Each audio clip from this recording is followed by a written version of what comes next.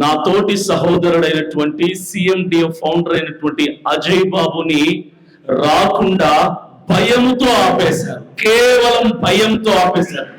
ఎంతకాలం ఆపుతారో, ఎన్నాళ్ళు ఆపుతారో, ఆ గొంతుకని ఎన్నాళ్ళు అణిచి పెడతారో నేను ప్రశ్నిస్తున్నా. ఎంతకాలం ఆపలేరు.